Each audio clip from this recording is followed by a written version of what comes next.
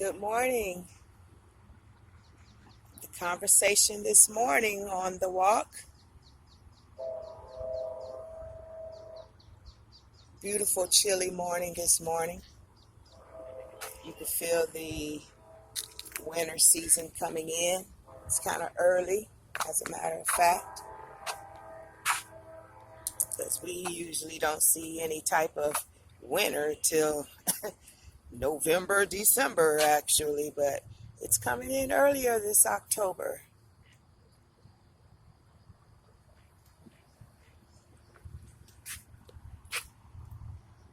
Beautiful view.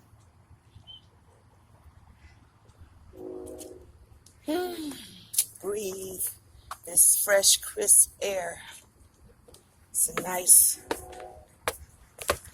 air this morning, chilled, cool, crisp, fresh and clean. Enjoying it. Show you the view from up here. I never do, so let's see the view before I start my walk, actually.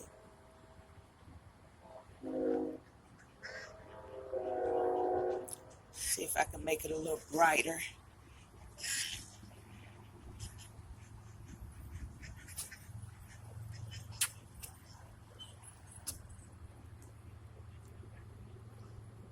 I mean, you can feel the sense of the Most High, the oneness with His nature, creation, the beauty, enjoying the beauty. Sometimes we have to take time to smell the roses. What they say, slow down and smell the roses. Slow down and enjoy what's around you to appreciate the peacefulness, the calmness, the harmony, instead of all of the negativity, the eyesores in our community. Let's step back and enjoy the blessing that God has given us by enjoying the beauty.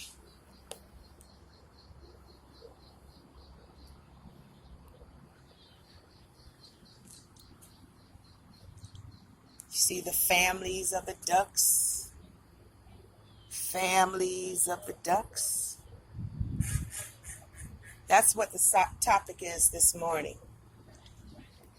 Family. Our families. Our people family. Some of us have that close family, that tight oneness with each other in the families. But families, to me, should be the first example of business. I'm going to connect it all back to business, because we're raising our level up on our economic system, on money, businesses. So that's what I'm speaking of this morning. Okay. I might need to do this video on another term, but I'll go ahead. But okay, families. Family is like the first example of, or the first actual business. Families should be taught the reason. Okay, for example, my son and I were speaking one day, and he brought up, Mom, none of your children dad ain't about nothing. Okay. All of them deadbeat dads. Okay. All right. Yeah, okay. Nah, it ain't nothing much I can say, because truth is the truth. But we weren't taught. Okay, some of us don't have dads in our home to even know what a dad looked like, what a father role model should look like. A lot of us didn't have that mother role. We may, that didn't teach us how to look for a good man. The only thing I ever heard about men was they all dogs. Ain't no man. Da, da, da, da, da, da. Every single one of them dogs. So that's the raising that I got about a man. I didn't have any encouragement on this is what a good man look like. This is what a good man does. I got exactly what I was raised on. Dogs. And even though my inner self never wanted to believe all men are dogs, I never wanted that philosophy about a man. I never had that philosophy about a man going into any relationship. I have 7 kids, 6 different dads. And this is the basic story of our culture, of our urban community, of our low income, poor, below poverty level black people. These type of traditions that we carry on from generation to generation. Multiple dads, multiple children from different people, project to project, generation to generation in the project, poor to poor, generation to poor, poor to generation. Everybody stay in the same neighborhood. You go to a neighborhood and you think you're talking about somebody, you might want to be careful because you might be talking about their cousin, their brother, because everybody in the hood is connected. Because we don't venture out. I know grown people that has never even driven on the interstate. Never even been on the interstate. And now I'm talking about officially grown folks. Haven't even been Ybor City. Haven't even been, you know what I'm saying? That's just the mentality. They don't venture out. They don't experience new things. They don't take chances. They don't just broaden their horizons. It's just the same thing year after year, day after day, and it passes generation to generation. Okay, so one of my sons and I had the conversation that, Mom, we were speaking about how children, when we have kids, we should be having kids to raise them in a direction of a certain knowing how to. We should be investing in our kids to teach them to make it out here in this world, not just having kids to feed them and clothe them, and we didn't, because we don't know ourselves. We never had the knowledge ourselves on how to do it, but on how to play the game of Monopoly in this world, in this system. Our children should be raised in the mentality of your family is an organization, is a company. Invest in that company. Invest in the future of your family business. Everything to me should be operated as an organization, a company, a corporate thing. You have your leaders and your presidents and your different departments. All that should be broken down first from home. And to understand that our children are our first investment, to invest the knowledge on how to operate in this economic system, and by first investing in the economic system of the home, of the family. You know why you have a family. You know the purpose, the direction of where that family is going. Without a vision, our people perish. So first we need the vision of where is this family going. When we get into relationships, we need to know where is this relationship going. Not just to have this man, this woman for no purpose other than what? Sex? And then we're having children, don't know the purpose of why the children are here, to what? Just feed and clothe. till they get 18, you know. And that's a good thing. I'm thankful for my mom, you know, but that's all I really had. I didn't have a maternal mother-daughter relationship, the communication on any level other than negative. I didn't have the positive teachings, you know. It was left up to me to find it out in the world as I got grown. Now by this time, I have grown children on the knowledge of what I've learned for myself. But thank God at the age of 19, with my first child, I started gaining the knowledge of the Most High. So thank God I was getting the training from his terms, from his system, in his way of living, or his operations regarding how prosperity is brought about. But okay, back to the topic of the children. I brought that up because to give a witness about how important it is to have our children involved in the family's business, the family's organization, the family's corporate way of living, to learn a system of supporting the family, to keep that closeness regarding family first business, you know. I have one of my other sons, I have 6 boys, and my oldest is a daughter. I have 7 children. They're all grown, and my grand, so they're all grown. My daughter is the oldest, and 6 boys after her, men. My oldest son, he's more like the prodigal. He's the one right now that's hi, good morning. He's the one right now who has been the prodigal. You know, he's out squandering with the pigs and enjoying it. But that's only for a season. That mess is only fun for a season. We all can admit sooner or later that mess get old. Time to come in. Okay, clean your act, time to come in. Been there, done that.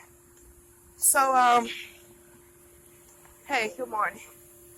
So, the prodigal, he, all of a sudden now, he's been away from his family, away from, he's gone out of the city to another city, and he's estranged from the family.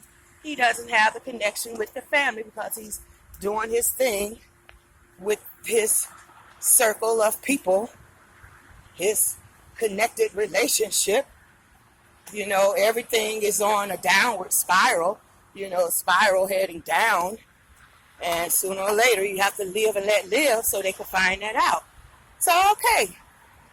He knew, my son, my oldest boy, he knew that I kind of took my hands away from his situation because I'm not going to invest in something that's vain. You know, I'm going to do what I got to do when it's very necessary. But every time you calling me asking for this and asking for that, I'm not making investments in stupidity. So he got that message. So a couple of days ago, he's calling everybody in the family. I want to come home. Somebody come pick me up. Now, I remind you, he's in another city. Excuse me. So remind you, he's in another city. He's calling his brothers. He's calling his grandmother. He never called me because I already told him, do not call me point blank with the mess, point blank. So he never even reached out to me. So finally, I got the message that Daryl been trying to come home. He wants somebody to pick him up. But ain't nobody going to pick him up. Hitchhike. You got there. You get back. Whatever, right? Okay, so this a couple of days. Or it might have been that, I don't know how long ago, but 2 days. So anyway, me in my normal way of life, I'm going to look at a piece of property. And the property was in Plant City. So I had to drive out of Tampa to Plant City. I'm using GPS navigation, the phone directing me step by step, navigation, GPS directing me step by step, corner by corner, street by street.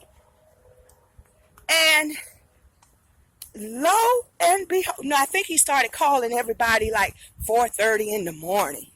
I want to come home. I got to come home. So around about 5 that afternoon, that's when I was headed to Plant City, about 5 in the afternoon. So, excuse me again. Hi, good morning. Feeling the energy of this walk, so excuse again my huffing and puffing, but I'll try to stay even breath. But again, 5 o'clock, 4 o'clock that morning, he was calling for somebody to please come pick him up. So I was on my way on my normal routine, my daily activities or my interests or my business, minding my business. I'm driving to Plant City to go look at this piece of property. And so I'm like a few blocks from the property and no one's on the street. Very quiet neighborhood. No people, no cars. It's like a ghost town. And I'm the only one that's in the area on the streets, neighborhood driving. Lo and behold, I looked up. It's this young man on a bike pedaling. He described it going less than a mile. He's going half a mile. That's how slow he was pedaling on this bike. And I looked up, I say, that's my son. Now, remind you, I'm way out in another city, minding my business. My son done been calling people to somebody, mama, grandma, his brothers. Somebody come pick me up. I want to come home. But nobody didn't go. They were like, hey, you get home the best way you can. You got there, get back home. So, and so that means from 4:35 that morning all the way till about 5 that evening, I go for that ride to look at this property. I see my son. We met up at the same corner. He and I met up at the same corner. I didn't even know he was in Plant City. I knew he was gone, but I didn't know where or where he was. And I'm blowing the horn. He just turned around. He didn't know who I was. He said, who is blowing at me? So, and I pulled up beside him. And I'm like, Daryl. He was like, Mom, you coming to pick me up, take me home? And I'm like, boy, I didn't even know your behind was nowhere near here. I ain't have you nowhere on my mind. But point being, the divine setup that God have in our life, how we are really connected, how we are connected as one. The Most High sent me there to pick up my son. And he said he sat in a chair for 12 hours and never moved. He sat in the chair for 12 hours. I guess he all depressed or whatever. But somebody sent him to the store. And he say they sent him before, but he fell asleep. He on that mess. So he fell asleep. And then they woke him up and said, hey, man, you going to the store? So he ride less than half a mile, real slow. But that show you the hand of the Creator in our lives. We step out and make moves. This thing, hey, how you doing? This thing will come together. It will manifest. But the connection of family, man, how much more will we get this done? Let's start connecting back to our families. Let's mend these broken relationships. Let's mend this mother, daughter, father, son, brothers, sisters, and brothers. Let's mend these broken relationships so we could get our act together in this system and get to where we need to be. Things have to be in order. It's not just going to come just because. This system, God's system, this nature creation, the harmony of the universe is in this, it's together. There's nothing conflicting with each other. It's no galaxies, Mercury and Mars bumping into each other. Everything is in one accord, flowing on a harmonious cycle, circulation. Everything working together to enhance the whole project, the whole puzzle, the whole purpose. Excuse me. So, the subject being families coming together, mending, get back to where we need to be regarding our families' relationships. Mom, dad, husband, wife, brothers, sisters, brother, sister, mama, daughter, father, son. Let's mend our homes.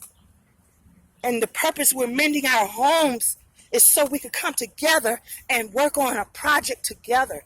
Start something together because we're not doing it apart. It's easier when we come together and watch God fill in the gaps. Get home. Get home. So we could do this. It ain't nothing to it but to do it. But we got to get ourselves in harmony. We got to get the conflict, get the strife, get the bickering, the gossiping, the jealousy, the competition. We got to get all that mess from between us. We got to get it from between us. And once we remove all of this stuff that's stopping us from prospering as a people, as a family, as a company, as a personal bettering yourself, get rid of the garbage in our lives, in our families, in our businesses. So this thing could come on and do what it's supposed to do. And it's not going to take time. Once we get it in order, we finna see some speed. He's going to redeem the time. Make up for all the lost time that was taken from us. Whether we did it ourselves or whether someone did it upon us. Once we get our act together, personally, family, friends, relationships, it's a reason why. So we can make up for all this lost time that has been taken away from us. Good morning. Okay, my people, my family, my loved ones, I love you.